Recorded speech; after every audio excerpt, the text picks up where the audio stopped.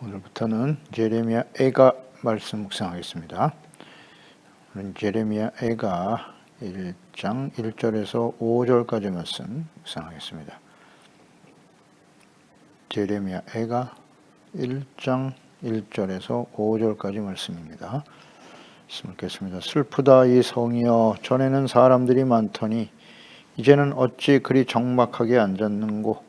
전에는 열국 중에 크던 자가 이제는 과부같이 되었고, 전에는 열방 중에 공주였던 자가 이제는 강제 노동을 하는 자가 되었도다.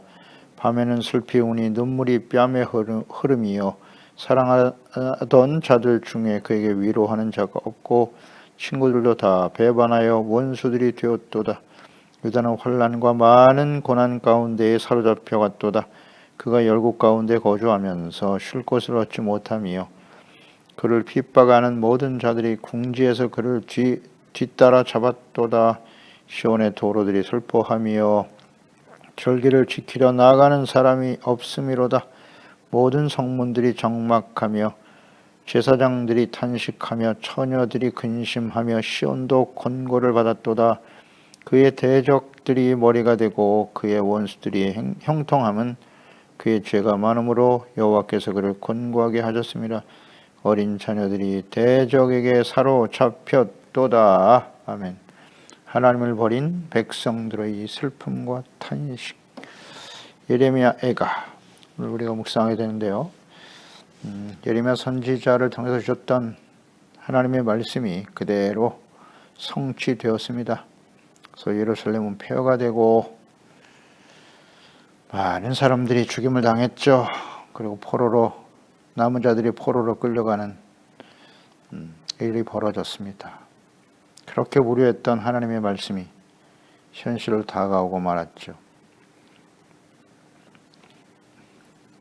이러한 상황을 보고 하나님의 선지자 예레미야가 탄식하면서 슬픈 노래를 기록하고 있습니다.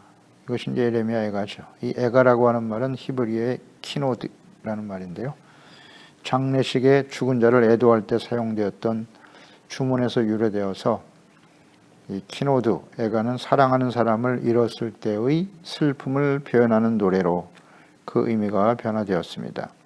그래서 저자는 예레미야 선지자죠. 다른 시가서와 같이 예레미야 애가도 시적 운율을 지닌 히브리어 알파벳 순으로 배열되어 있습니다. 그러니까 이 예레미야 애가는 단순히 예루살렘의 비극적인 멸망을 되새기기 위해서 기록된 것이 아니고 하나님께서 언약의 백성을 준엄하게 심판하시는 목적이 무엇인지를 밝히기 위해서 기록되었습니다. 하나님께서는 죄에 대해서는 공의로 심판하시는 분이다. 그리고 말씀하신 바를 반드시 실행하시는 분이다. 그리고 징계를 통해서 하나님의 소망은 무엇입니까? 하나님이 왕이 되어 다스리시는 하나님의 나라, 의의 거룩한 백성으로 회복되어지는 거죠. 나는 너희 하나님이 되고 너희는 내 백성이 되리라. 이것이 하나님의 소망입니다. 그래서 환난과 징계를 당할 때 하나님의 백성들은 낙심하거나 절망하지 말고 인내와 연단의 과정을 거쳐 하나님의 소망을 이루어 드리는 일에 힘써야 함을 깨우쳐 주기 위해서 환난과 절망 가운데 있는 백성들에게 하나님의 뜻은 결코 재앙이 아니다. 장래의 소망을 주려는 것임을 다시 한번 깨우쳐 주기 위해서 이 말씀을 기록하게 하셨습니다. 그 1장 말씀은 지난 40여 년 동안 예레미야 선지자가 하나님의 말씀을 전했지만 듣지 않았죠. 하나님께 돌아오지 않고 우상을 버리지 않았어요. 오히려 하나님을 버렸죠. 그 결과 바벨론에 의해서 멸망을 당한 예루살렘, 그에 대해서 안타깝고 슬픈 마음을 지금 토로하고 있는데요. 이 선지자는 하나님의 백성을 대신해서 회개하면서 하나님께 구원을 호소하고 있습니다. 예레미야는 유다가 당한 고난이 곧 자신이 당한 고난으로 묘사하며 기록하고 있습니다. 그러니까 환난을 당할 때 하나님의 뜻과 계획이 어떠하신지 잘 깨우쳐주고 있습니다. 슬프다 이 성이여로 시작하죠. 이 성은 예루살렘 성입니다. 전에는 사람이 많았다. 하나님께서 그 거룩한 성전에 임재하시면서 하나님의 왕이 되어 다스리던 하나님의 나라 예루살렘은 많은 사람들이 모여서 절기를 지키고 성전에 나와서 제사와 예배를 드리고 하나님의 은혜에 감사하고 찬양했던 곳이죠. 그런데 이제는 어찌 그리 적막하게 앉았는고. 대부분이 죽임을 당하고 포로로 끌려가고 적막한 곳이 되고 말았네요. 열국 중에 크던 자였다. 그러니까 예루살렘 성전이 세워질 때, 솔로몬 왕 때죠. 다윗과 솔로몬 왕 때 예루살렘은 크게 번성했죠. 열국 중에 강력한 나라였습니다. 그래서 모든 나라들로부터 추앙을 받고 하나님 여호와의 이름을 높이던 예루살렘. 왕상 4장 21절 솔로몬이 그 강에서부터 블레셋 사람의 땅에 이르기까지와 애굽 지경에 미치기까지의 모든 나라를 다스리고 솔로몬이 사는 동안에 그 나라들이 조공을 바쳐 섬겼다 그랬고요. 24절에도 솔로몬이 그 강 건너편을 집사에서부터 가사까지 모두 그 강 건너편의 왕을 모두 다스림으로 그가 사방에 둘린 민족과 평화를 누렸다 이렇게 말씀하고 있죠. 그래서 하나님께서 함께 하시고 지켜주심으로써 강성했던 예루살렘, 그들이 이방인들에게 짓밟히고 멸망의 길을 가게 되었다. 열국의 공주라는 표현도 하셨네요. 왕이신 하나님의 자녀인 언약의 백성들이기 때문이죠. 하나님께서는 그 언약의 백성이시를 종종 처녀딸이다 이런 표현을 하셨고요. 그리고 얌편을 잃은 과부와 같다 이런 표현도 했네요. 나 과부와 같이 되었다. 하나님은 이스라엘의 왕이시고 때로는 남편, 부부로 설명하시기도 하셨죠. 그 우상을 섬기며 악을 행하는 이스라엘 백성들에게 간음한 여인이다 이런 표현을 하셨어요. 그 하나님 과부가 남편을 잃은 과부는 참 절망적이죠. 누구의 도움이 없이는 살아갈 수 없는 그런 신세가 되었다. 하나님을 잃어버린 백성들의 모습이 그렇다는 거죠. 또 포로가 되어서 강제 노동하는 신세가 되었도다. 그 결과 2절에 밤에는 슬피 운다. 눈물이 뺨에 흐르며 사랑하는 자들 중에 위로하는 자가 없다. 그래서 친구도 다 배말하고 원수가 되어버렸네요. 밤마다 슬퍼하며 눈물을 흘릴 수밖에 없죠. 바벨론에 의해서 대부분 가족들을 다 잃었어요. 죽임을 당했습니다. 그러니 밤마다 눈물이 흐를 수밖에 없죠. 친구도 없고 오히려 친구들이 배반해서 원수가 되어버린 아주 절망적인 상황이죠. 그러니 위로해 줄 자가 없습니다. 가족도 없죠. 친구도 원수가 되었죠. 절망적이네요. 그러니까 인간관계의 파괴와 실종이죠. 그러니까 하나님과의 관계가 단절돼 버리니까 인간관계도 이와 같이 폐쇄될 수밖에 없다는 거예요. 절망적인 관계 속에 살게 된다는 거예요. 인간의 모든 욕구가 다 사라져버린, 관계가 사라져버린, 얼마나 절망적입니까? 미국의 심리학자인 에브라함 매슬로우, 인간의 욕구 단계를 5가지로 설명하고 있지 않습니까? 첫 번째는 생리 욕구, 생명을 유지하려고 하는 욕구죠. 음식, 의복, 가택, 의식주를 얻으려고 하는 욕구고, 두 번째가 이제 안전의 욕구라고 그랬죠. 이 생리 욕구가 충족되고 나면 위협, 박탈해서 자신을 보호하고 불안을 회피하려고 하는 욕구가 있다. 세 번째는 이제 애정과 소속의 욕구죠. 가족, 친구, 친척과 친교를 맺고자 하는, 그리고 또 집단에 귀속되어 싶어 하는 욕구. 그 다음에 네 번째가 존중의 욕구다. 사람들과 친하게 지내고 싶은 인간의 기초적인 욕구죠. 자아 존중 혹은 자신감, 성취, 존중, 존경 등에 대한 욕구라고 볼 수 있죠. 마지막에 이제 자아 실현의 욕구라고 했어요. 자기를 계속 발전하고자 하는, 자신의 잠재력을 최대한 발휘하려고 하는 욕구죠. 이것은 이제 성장의 욕구라고 말하기도 하는데요. 이 5가지 인간의 욕구가 완전히 상실되어져 버렸죠. 가족도 없어요. 사람들로부터 존중과 존경을 받을 수도 없어요. 의식주 문제도 정말 불안한 상태가 되어버렸어요. 그러니까 절망적인 상태가 되는 거예요. 인간의 가장 기본적인 욕구가 상실되어져 버린 절망이죠. 한마디로 말해서. 4절로 5절 시온의 도로들이 슬퍼하며 절기를 지키러 나아가는 사람이 없음이로다. 성전이 파괴되어 버렸으니까요. 모든 성문들이 적막하며 제사장들이 탄식하며 처녀들이 근심하고 시온 예루살렘이죠. 공고를 받았도다. 그러니까 예루살렘이 사람이 살 수 없는 적막한 곳이 되어버렸어요. 당연히 절기를 지키기 위해서 모이는 사람도 없죠. 그러므로 제사장들은 탄식하였도다 그랬어요. 제사장. 예루살렘이 이렇게 멸망하게 되는 일에 결정적인 영향을 끼친 사람들이 제사장들이죠. 물론 부패하고 패역한 어리석은 왕도 심각한 문제였고 거짓 선지자들이 아주 중요한 역할을 했죠. 참 선지자인 예레미야의 말을 듣지 못하게 하고 회방하고 하나님의 백성들에게 가짜 헛된 소문을 퍼뜨리고 말이죠. 헛된 진리죠. 거짓 말씀을 전했어요. 하나님의 이름을 들먹이면서 사람들을 미혹하고 속였죠. 제사장들은 하나님의 백성들의 죄를 가지고 나아가 온전한 속죄 제사를 드려야 하지만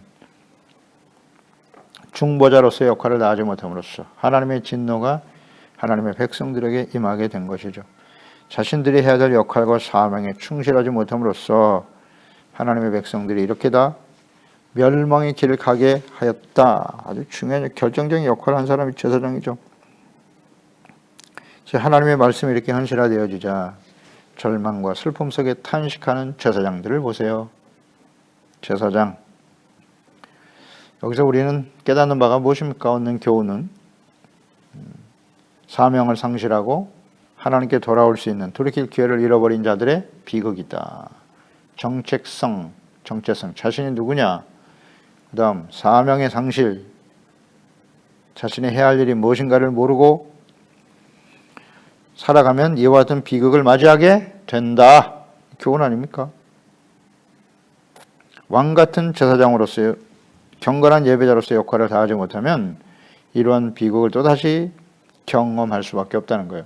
그래서 이렇게 이러한 비극을 경험하지 않도록 하기 위해서 하나님께서는 예레미야 애가를 기록하여 남기신 거예요. 그래서 예레미야 애가를 통해서 교훈을 받지 못하면 이러한 비극이 반복되겠죠. 반복될 것입니다. 실제로 그렇게 되었죠. 예수님 당시를 보세요. 사람이 제사장으로서 왕으로서 혹은 선지자로서 그 역할을 다하지 못하니까 하나님의 아들 예수님을 그리스도로 보내셨잖아요. 왕으로, 제사장으로, 선지자로 보내셨죠. 그런데 그 당시에 대제사장과 장로들과 서기관들 어떻게 대했습니까? 그리스도를 십자가에 못 박아버렸어요. 그리고 이렇게 소리쳤죠. 그의 피를 자신들과 후손에게 돌리라고. 마태복음 27장 23절 25절에 빌라도가 이르되 어찌미냐 무슨 악한 일을 하였느냐. 그들이 더욱 소리질러 이르되 십자가에 못 박혀야 하겠나이다 하는지라. 빌라도가 아무 성과도 없이 도리어 밀란이 나려는 것을 보고 물을 가져다가 무리 앞에서 손을 씻으며 이르되 이 사람의 피에 대하여 나는 무죄하니 너희가 당하라. 모든 백성이 다 대답했어요. 이르되 그 피를 우리와 우리 자손에게 돌릴지어다 하거늘. 패역하고 어리석은 사람들. 오히려 백부장은 죄가 없으니 놓아주려고 했단 말이에요. 예수님을 석방하려고 했어요. 그런데 이 모든 백성들이 다 소리쳤어요. 그는 십자가에 못 박아 죽여야 마땅하다고. 그리고 그 피를 빌라도는 나와 상관이 없다. 너희가 당하라 하니까 우리와 우리 자손에게 돌리라고 소리쳤습니다. 그 결과가 어떻게 되었나요? 얼마 지나지 않아 로마에 의해서 또다시 예루살렘은 폐허가 되고 2000년 동안 온 세상의 디아스포라, 난민이 되어 고통 속에 살게 되었죠. 이렇게 교훈을 얻지 못하는 백성들이에요. 예레미야, 그 다음 예레미야 애가까지 잘 묵상해야 됩니다. 여기서 교훈을 얻지 못하면 어떻게 된다? 예수님 당시의 백성들처럼 될 것이고 오늘날도 마찬가지예요. 이제 예수님의 재림과 마지막 심판이 임박한 시대잖아요.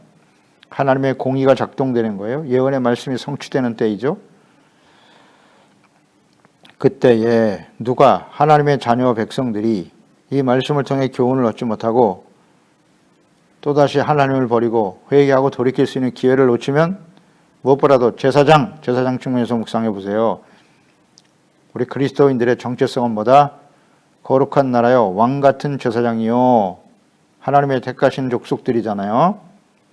왕 같은 제사장으로서 그 역할을 다하지 못하고 정체성과 사명을 상실하며 살아가면 어떻게 된다? 이와 같이 된다.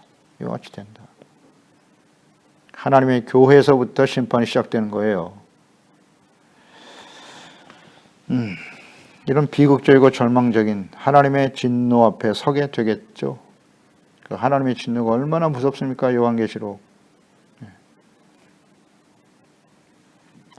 자, 그러면 예루살렘이 이렇게 폐허가 되고 절망 속에 빠진 이유는 무엇일까요? 5절 말씀. 그의 대적들이 머리가 되고 그 원수들이 형통함은 그의 죄가 많음으로 그랬죠. 여호와께서 그를 권고하게 하셨기 때문이다. 그 예루살렘의 죄가 너무나 많았다는 거예요. 그들의 죄는 무엇이었는가? 하나님을 버리고 우상 숭배에 빠졌다는 거죠. 죄가 심각하죠. 얼마나 심각한지 말이죠. 예레미야 5장에서 우리가 보았던 거예요. 예레미야 5장 1절에 보면 너희는 예루살렘 거리로 빨리 다니며 그 넓은 거리에서 찾아보고 알라. 너희가 만일 정의를 행하며 진리를 구하는 자를 한 사람이라도 찾으면 내가 이 성읍을 용서하리라. 그들이 여호와께서 살아계심을 두고 맹세할지라도 실상은 거짓 맹세였다. 그러니까 예루살렘에 정의를 구하며 정의를 행하고 진리를 구하는 사람 한 사람이라도 찾으면 이 성을 용서하시겠다 그랬어요. 심각하죠. 그들의 죄가 아주 심각합니다. 하나님을 버렸어요. 그것은 그 우상 숭배로 이어지죠. 그렇기 때문에 예루살렘은 폐허가 될 수밖에 없는 거다. 정말 중요한 진리입니다. 하나님의 뜻이에요. 하나님의 뜻. 우리가 그래도 언약의 백성이고 예수 믿고 구원 받았는데 교회와 그리스도인들의 삶이 왜 멸망한단 말이냐? 성경을 바르게 이해해야 합니다. 하나님의 백성들이 그러다 망했습니다. 예레미야 당시에, 예수님 당시에도 마찬가지였고 크고 화려한 헤롯 성전 자랑하고 말이죠. 우리가 제사와 예배를 드리고 있으니 절대 망하지 않을 거라고. 어리석은 하나님의 자녀와 백성들이요. 그것 때문에 지금 탄식하고 있는 겁니다. 이 예레미야 얘가 매우 중요합니다. 이 말씀을 잘 묵상하고 교훈을 얻지 못하면 예레미야 당시에 하나님의 백성들과 같이 되고 예수님 당시에 하나님의 백성들과 같이 될 것이며 역사 속에 우리가 확인하고 있는 바 아닙니까? 얼마나 처참한 절망과 고통을 경험하며 살게 되었는지 언약의 백성 이스라엘이 말입니다.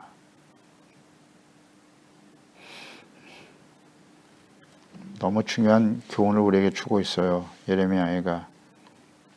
왜 이렇게 됐다고요? 그의 죄가 많기 때문이다.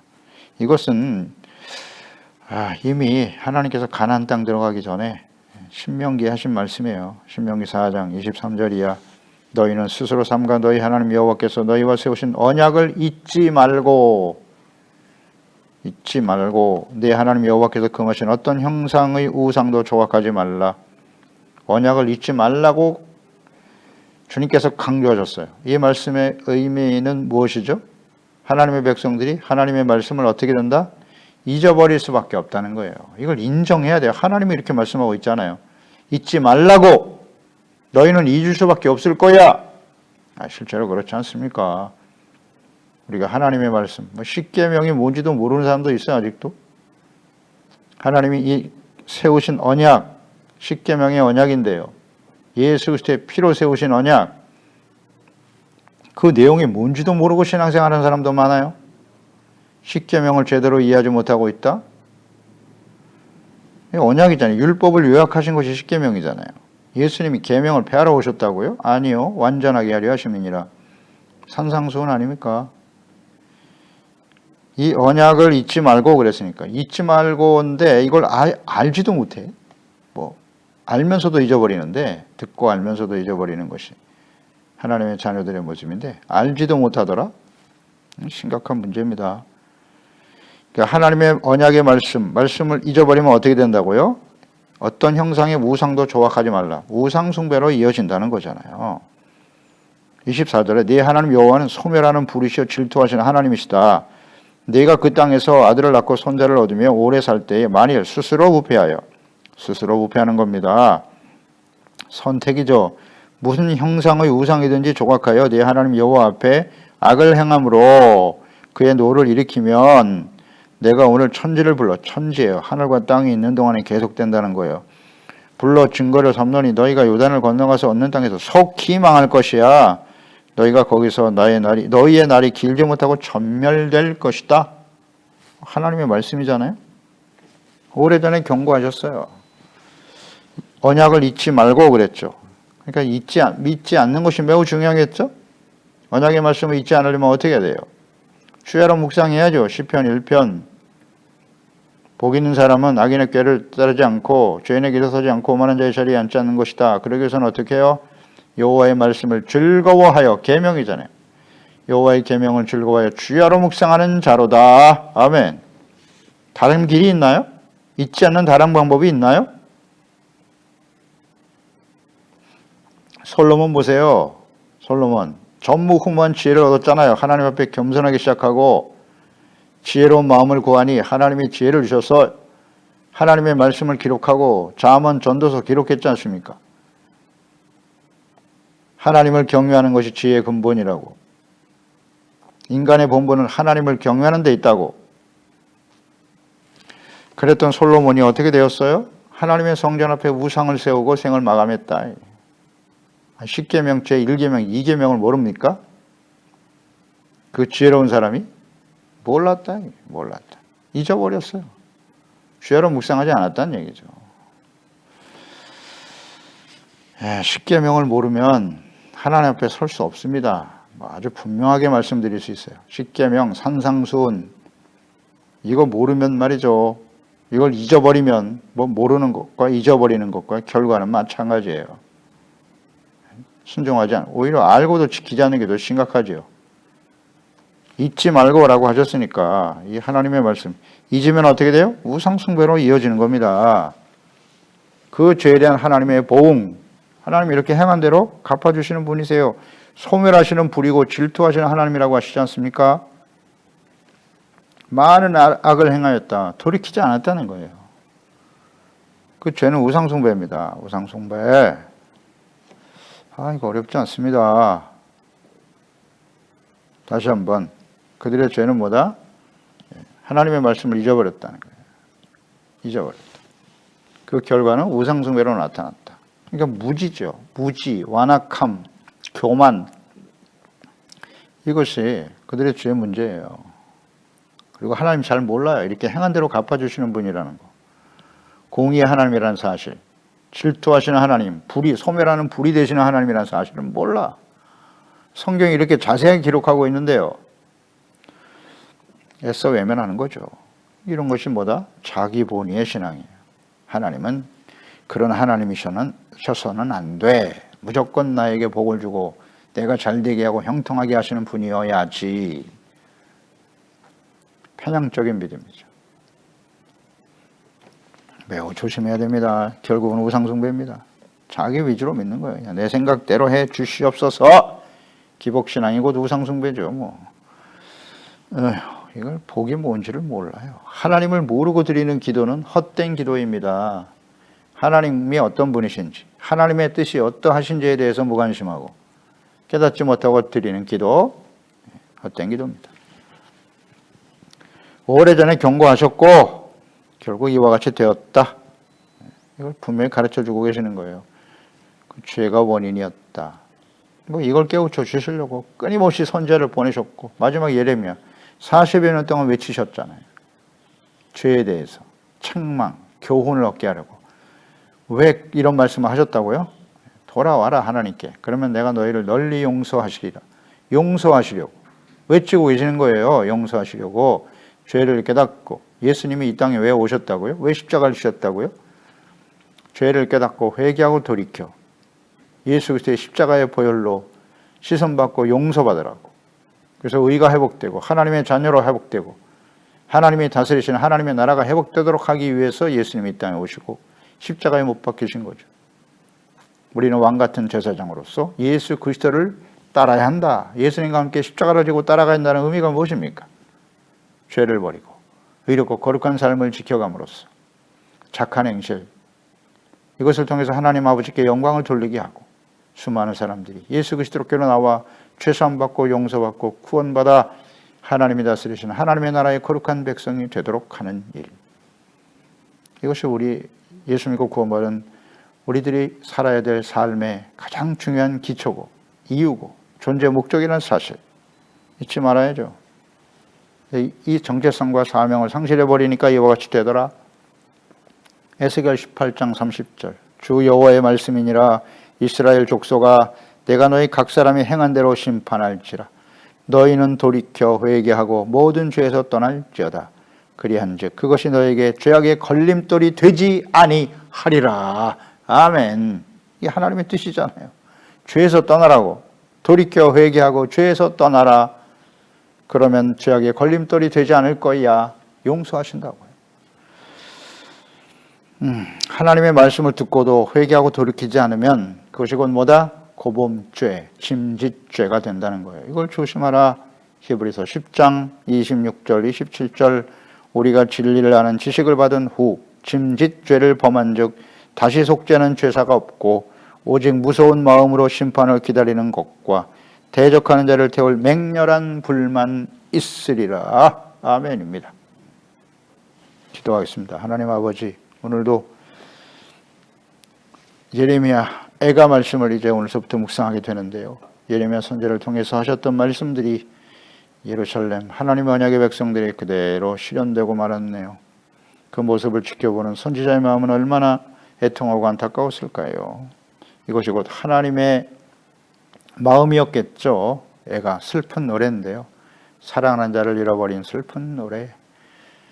선지자가 그 백성들을 향해 슬퍼하며 탄식하는 노래이기도 하지만 하나님의 말씀을 저버리고 결국 멸망의 길을 향해 달려가는 하나님의 백성들을 향한 우리 하나님 아버지의 슬픈 노래가 아니겠습니까? 이것을 우리가 잘 묵상하고 이와 같은 일들이 역사 속에 계속 반복되어져 왔는데요. 이제 마지막 하나님의 공의가 작동될 날이 심히 가까운 이때를 살아가는 저희들이 아니겠습니까? 주여, 이 말씀을 묵상하면서 우리 소중한 지체와 가족들, 자녀들만큼이라도 돌이키기를 주님이 원하시잖아요. 죄를 깨닫고 회개하고 돌이켜 악한 길에서 떠나면 하나님께서 우리를 용서하시고 의와 거룩함을 회복시켜 하나님이 다스리신 하나님의 나라 의의 거룩한 백성 되기를 원하시지 않습니까? 우리 모든 지체와 가족들만큼이라도 회복되게 하셔서 이 어둡고 폐역하고 멸망을 향해 달려가는 이 시대에 저희들을 통해서 예수 그리스도의 생명과 구원의 복음이 전파되고 증거되어 하나님의 나라와 뜻을 이루어갈 수 있도록 왕같은 제사장으로서의 정체성과 사명을 끝까지 깨어 지켜가는 우리 모두가 되도록 도와주옵소서. 예수님의 이름으로 기도드리옵나이다. 아멘.